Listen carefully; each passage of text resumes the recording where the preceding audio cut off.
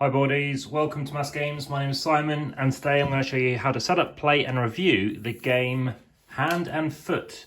Now this is a game that you'll find on Board Game Arena. It's currently in beta at the time of recording and it's a game in fact that I learned how to play on there.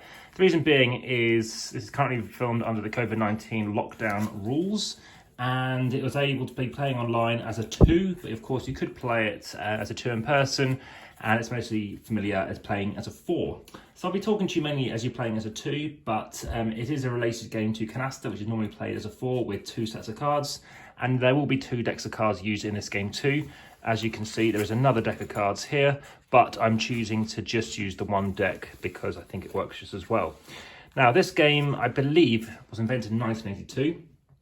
And it's an interesting game in terms of the name Hand and Foot, because you're going to have a hand of cards, and when you're playing them down, that basically becomes a foot as well. So do different ways of playing with these cards. But first and foremost, you're going to have a number of cards each.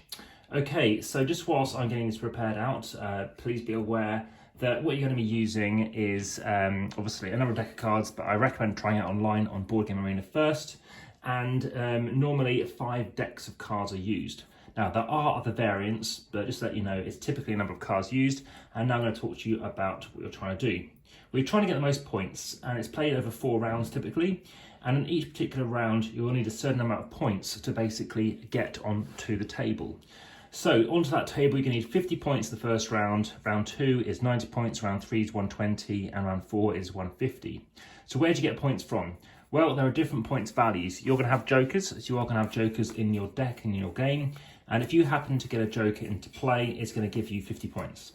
If you get aces or 2s, they're going to give you 20 points each. So that is 20 points there, and that is another 20 points. For example, 8 to 8, that is the number 8 through to king, will give you 10 points each. And 4 through 7s are 5 points each. So let me just show what a 4 looks like. I'm sure you're very familiar, but a 4 is there. And any black 3s are 5 points each. Now I haven't talked to you about red 3s, which are 100 points. So what do? Well, you're going to have your hand of cards, and what you're looking to do is either try and, from those cards, try and get melds. So you're trying to get maybe 3 5s, and as I mentioned, 4 through 7 are 5 points each. So you're trying to build up enough hands to get into that opening round's, a threshold amount of cards that you can be playing. So let's bring up wherever those 5 cards have gone. They are somewhere in this deck. And again, you would be normally playing with multiple decks as well, which makes a big difference. So for example, that's worth 15 points. Well, that isn't enough because you're going to need at least 3 more of them to get your 50 points. But imagine you do have enough to get at least 50 points, and then you're on the table. What you're then looking to do is then complete one of these melds. Now there's 3 types of meld that you can complete, basically meld or piles. And if you can get 7 of them, so you can have 7 5s, remember you've got lots of decks of cards in this game, then if you can get 7 of them, and what you're able to do is once you've got that 7th card, you can twist them, and then you're going to get 500 points, okay? So that is if it's clean. That means if you've purely got the number you're collecting, okay? If you happen to get jokers, so purely stuff with jokers in it, then that's 1,500 points. And that's also if you happen to use the number 2. So all the 2s and jokers together, that's going to give you 1,500 points. Now, the third option is probably the most common that you're going to play, and that's called a dirty pile of 7 cards.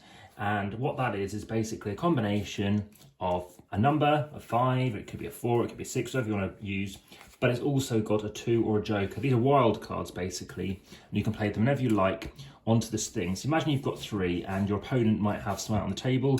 You're thinking they might not, be able to allow you to get your 7 cards before they do. So you kind of rush it a bit and end up using up one of your 2s, and now you're 4 of the 7 cards there towards able to do that. The reason for doing so is each particular round there's a certain amount of certain tricks to go for. Certain types of clean tricks, certain amounts of wild tricks, and certain amounts of, I call them tricks, piles let's call them, certain amounts of those 7 cards that you're trying to get which are clean, dirty, or wild. So remember, wild are jokers and 2s. Okay, so at the end of a certain round, it's you basically completed a certain objective. The end of the round triggers when all of your cards are basically unable to draw enough. And what you can do on your turn is actually either draw 2 new cards at the end of a round, or you can draw 1 from the discard, sorry, at the beginning of the round. Now, at the end of your turn, what you're going to be doing is always discarding down 1 card. You're going to get rid of one of your cards. Now, in my opinion, you should probably get rid of a card that you are no longer collecting a set for. Either you've got all your 5s, or maybe you've got a single 8 and you've got a few 9s, you've got a few 7s and 6s, whatever it might be. And so a single card isn't going to do you much good. Now, something else to be aware of is when you are playing out your cards, you cannot actually end your turn by discarding a card. So you have 0 cards left if you haven't completed the objectives. For example, a certain amount of these piles. Again, a pile is when you have 7 cards in it.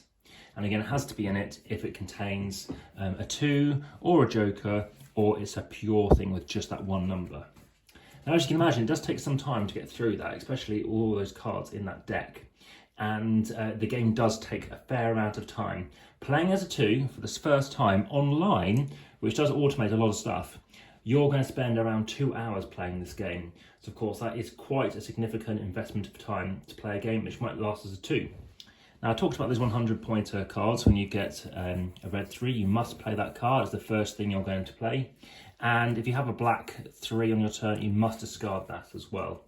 So that's something that is there, and you can't use them in melds as well. Okay, so that pretty much covers everything off. Again, if you enjoy the content, please hit that like button. If you, again, haven't checked out and subscribed yet, please hit that subscribe button and notification bell. And lastly, check out comments. I do reply very quickly, and that description allows you to know anything else that I may have accidentally goofed, or more information I have on my views on this particular game. So that is an overview on the game Hand and Foot. Like I said, interesting name, but a very long game to play. My review on this is currently like a 4 out of 10. I find it's quite a bit of a challenge to kind of get people to play for that kind of duration when there are so many other options out there instead. Well, I hope you found that of interest, and thanks very much. All the best. Bye for now.